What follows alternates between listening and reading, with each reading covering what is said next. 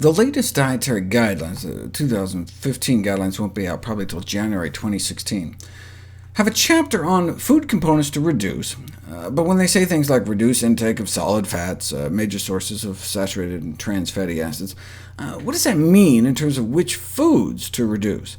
Similarly, there's a chapter on nutrients we should increase our intake of, so-called shortfall nutrients, but when they say we need more magnesium, for example, what does that mean in terms of actual food?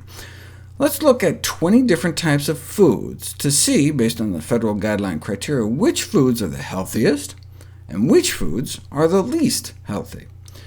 To illustrate, I'll use traffic light labeling like the UK signpost system, which assigns colors for like green meaning go, yellow or amber meaning caution, and red meaning stop, and think before you put it in your mouth.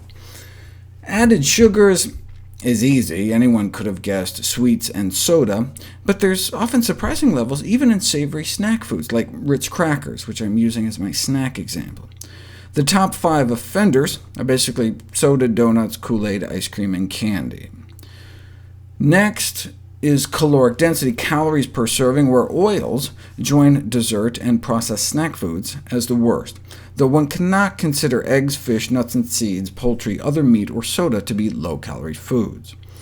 The top 5 sources of calories in the American diet are basically desserts, bread, chicken, soda, and pizza. Can you guess where cholesterol is found? Desserts, dairy, eggs, fish, chicken, and other meat. Number 1 by far is eggs, but then chicken contributes more cholesterol to the American diet than beef, then cheese and pork. Here are the foods high in saturated fat, coming from dairy, dairy donuts, dairy chicken. Salt levels, highest in lunch meat and snack foods, but Americans get most of their sodium from bread, chicken, and pizza. About half of our food groups here have trans fats, either naturally or artificially added or created. Cakes, cookies, crackers, pies, and donuts, number 1, then animal products, margarine, French fries, chips, and microwave popcorn. Now to the nutrients. Green is a high source, pale green is a medium source, and white is a poor source for calcium, fiber, magnesium, potassium, vitamin A, vitamin C, vitamin D, vitamin E, and vitamin K. OK, I know that was a little fast. Let's put it all together. OK, now this is nutrients per typically 100 grams, about 3.5 ounces. But that's not how our body keeps track of what we eat. The body's food currency is in calories, not grams. Our body monitors how much energy we eat, not how much weight we eat, weight of food. We only have about 2,000 calories in the calorie bank to spend every day, so to maximize our nutrient purchase, we want to eat the most nutrient-dense food. So I just changed this from nutrients per weight to nutrients per calorie.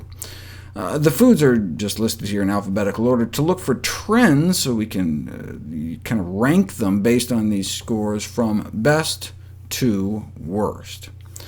So the foods to emphasize in one's diet are unprocessed, unrefined, plant-based foods, which in general lack the disease-promoting components, and, as the Dietary Guidelines Committee put it, these foods contain not only the essential vitamins and minerals, but also hundreds of naturally occurring phytonutrients that may protect against cancer, heart disease, osteoporosis, and other chronic health conditions. So this chart actually extends far to the right, hundreds of additional bright green columns capturing all the phytonutrients found in whole plant foods, but largely missing from processed and animal-derived foods. There would just be hundreds more white columns here in the middle, with a few green tiles far off at the end.